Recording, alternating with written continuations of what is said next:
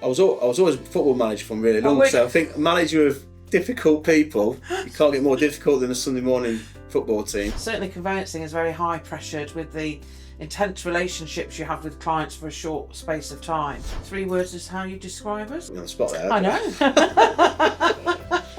Somebody buying a new build property, when they get copies of all the planning documentation, I always think it's a good idea that they are told what the planning conditions are. Welcome to Fishers on the Case. This is the podcast where we talk to legal professionals, business owners and industry experts about their lives and careers. My name is Amanda Payne and I am the host of Fishers on the Case and CEO of Fishers Solicitors based in Ashby, Derby and Tamworth. In today's episode, I'm going to talk to Mark Smalley. Welcome, Mark. Mark is the Managing Director of David Granger Architectural Design. Yeah. So thank you very much for joining me today. No problem.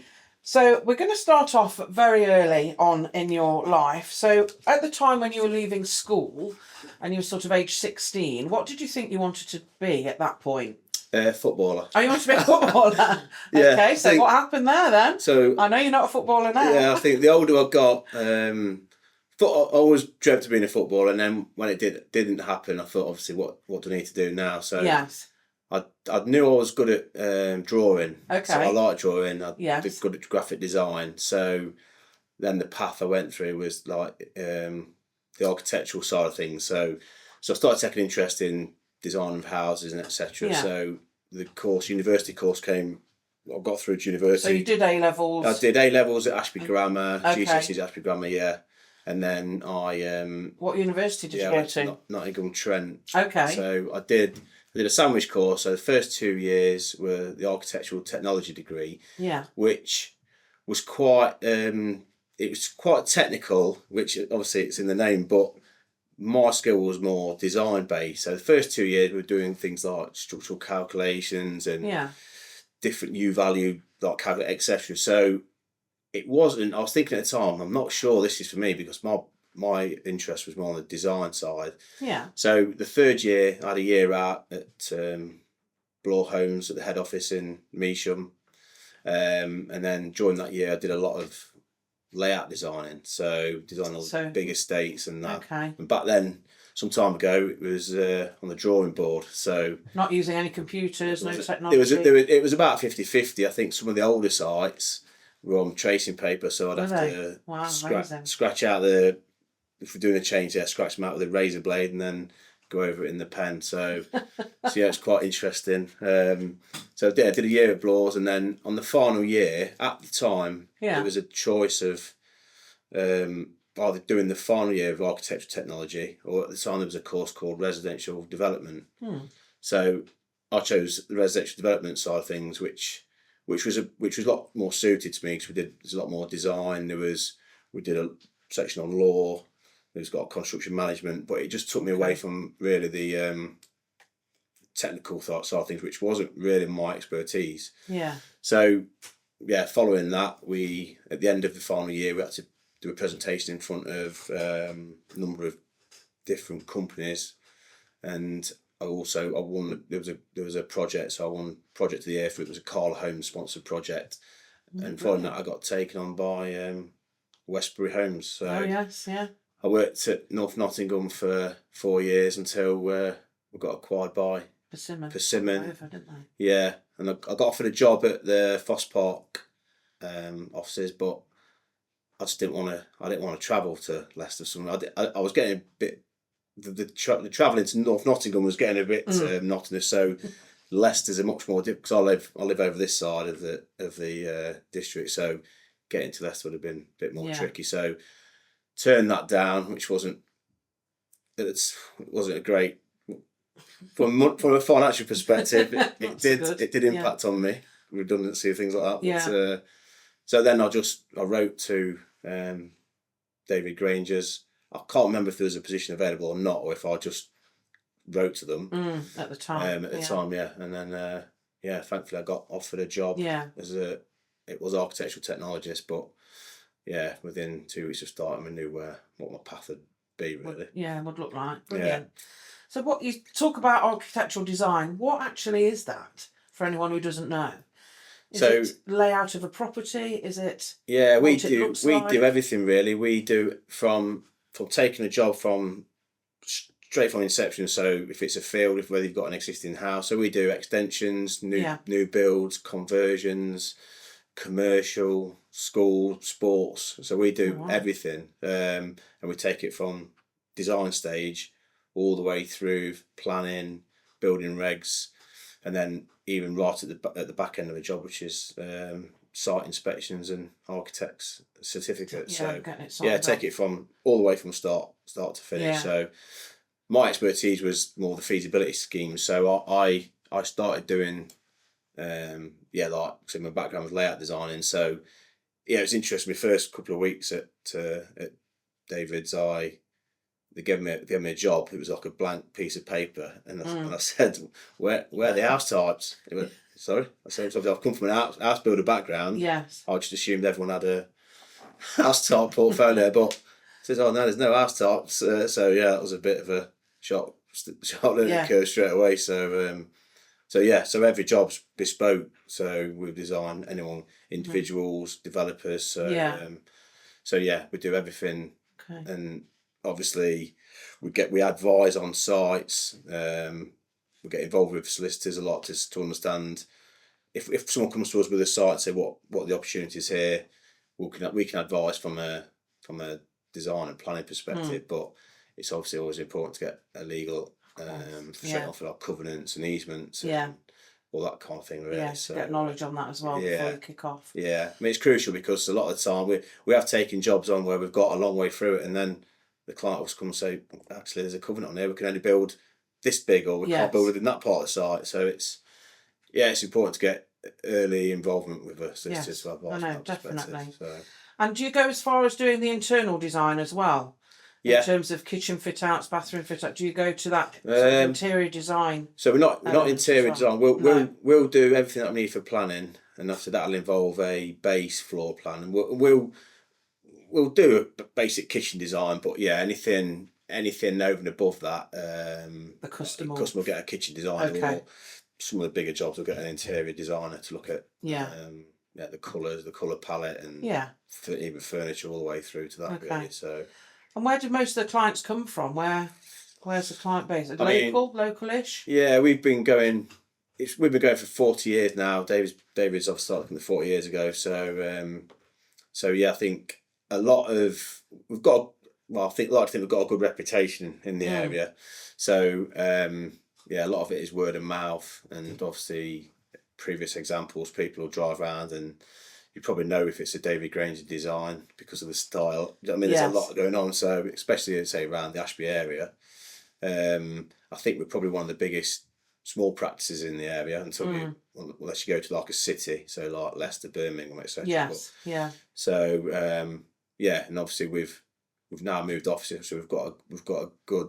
It's a good location. There's a lot of traffic goes past it in between the school area. Yeah. So the old hospital. The old hospital. Yeah. So I think reputation gets us a lot of jobs. Previous clients come back to us, so that's good. Yeah, we just people Google. There's loads of different ways. So generally across the East. I think it's we do work nationally, but do you? We've done some jobs in Cornwall and London and things. I mean, the land registry plans that we do, I do them all over the country because a lot of the time, if it's a straightforward registration of a non-registered plot, I don't really need to leave the office because I'll just be jigsawing in what's left of the titles around it. So So you have access to the land registry portal, do you, and the map search that we as lawyers have access to? Yeah, the map. Yeah, the map search is a good guide. I don't. You can't 100% trust it. Obviously, you need to get the actual titles. But if a job comes in from, I don't know, I've done one in Barnsley recently I can think of, and that's just the first registration of a plot, and they've just Googled us, and we came up high up. Brilliant. So that was good. Yeah. And as long as we've got all the titles for the area around that plot, we can produce that. You can produce the plan of that. Do you use Google Earth as well? Is that helpful sometimes? Yeah, it is. Yeah, I mean,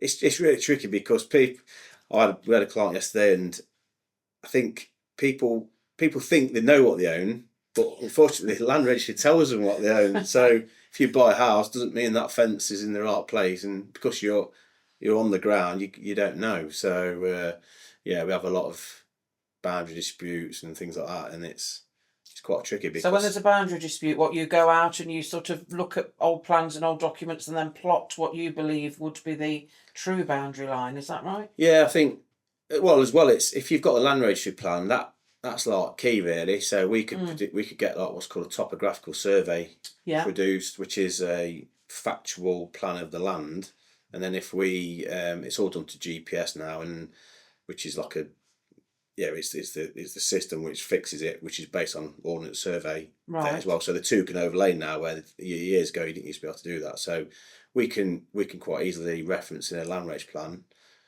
And how accurate are the land registry plans? They're not very accurate. The older they are, the older they are, the worse they get. So really?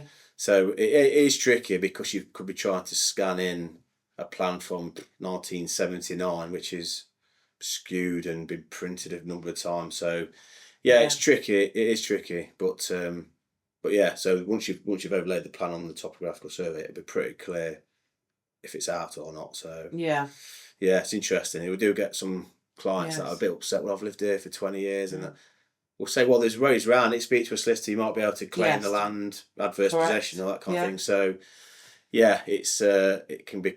I always deliver bad news, unfortunately, when people come in. So it's like, fortunately, I know it's been in your garden for 10 years, but legally you don't own it. Yeah, so, it belongs to somebody else. Yeah. So I suppose if there's a potential discrepancy with plans and when you've done your overlay, is the best thing that they get legal advice, and then they can take it forward from there, and both parties might have to come to an agreement somehow. Yeah, definitely. As to what happens. I think if you've got an approachable neighbour, there's a lot of times when it could hopefully get sorted amicably, where without the exchange of any money. Well, I don't know about legal side of things, but hopefully that if it's an issue that's been there for a long time. I mean, I've got one minute where the neighbour owns part of our client's living room. Oh dear. So the title.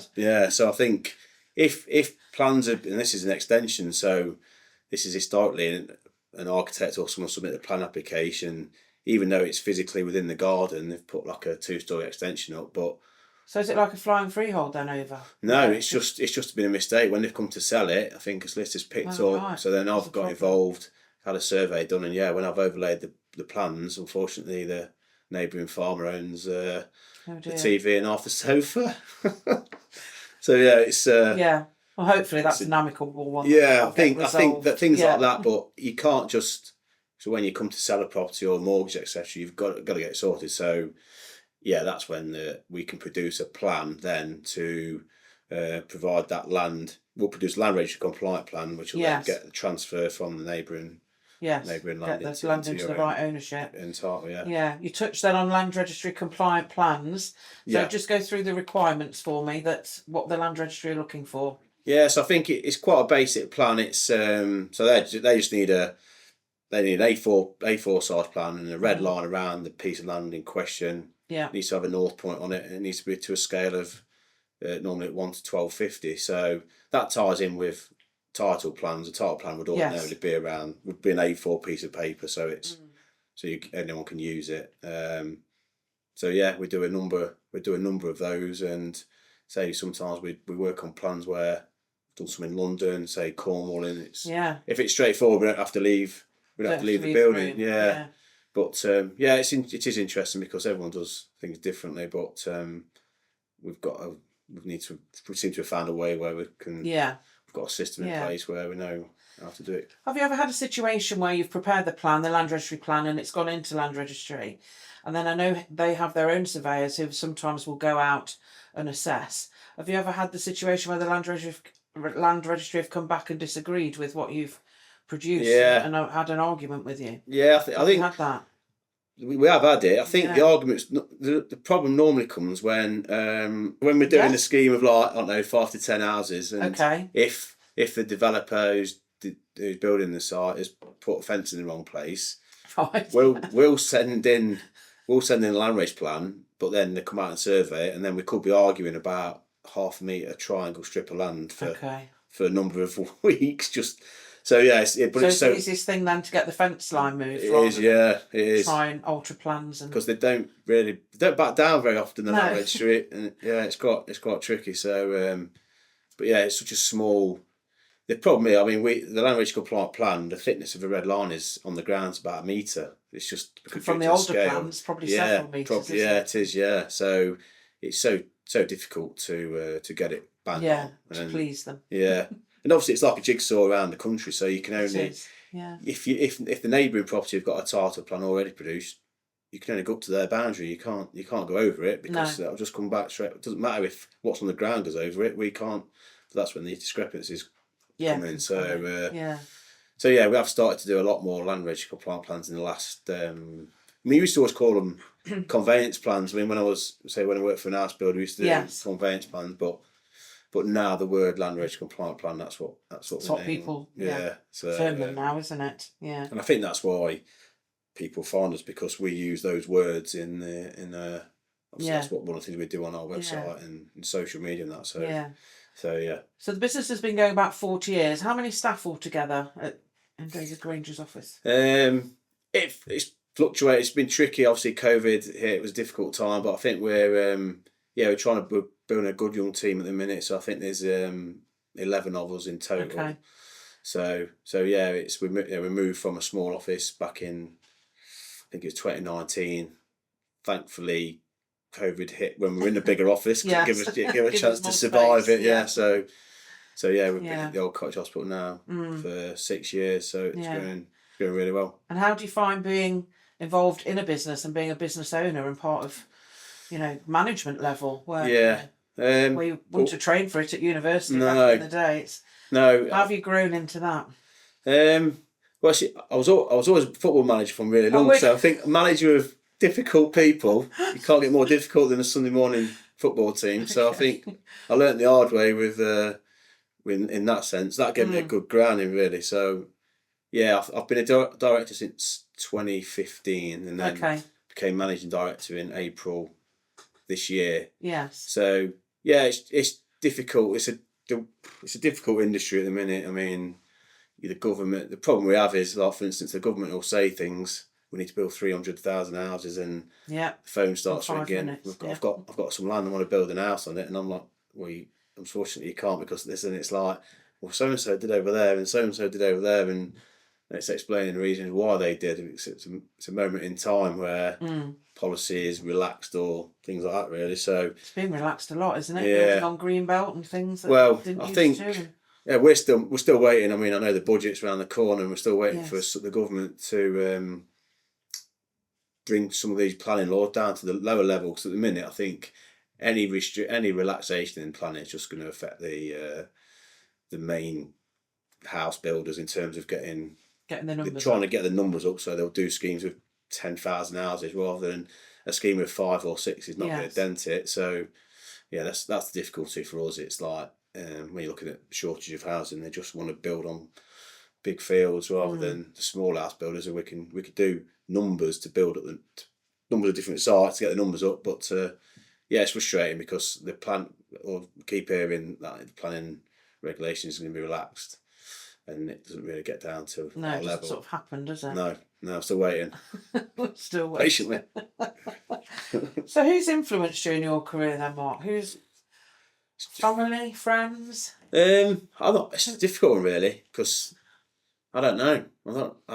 I chose my own path. I say I've not no one in my family been to university and that, so I think it was just I was in a good friendship group, and they were all my main friends now are all not managing directors of house builders, or they've all done well. So I think that group influenced me quite well. So I think I'd probably say it's more friendship group than the family, really. And then because I think I had a talent with drawing back then, so that's guarded me, really. So got any of your old drawings still?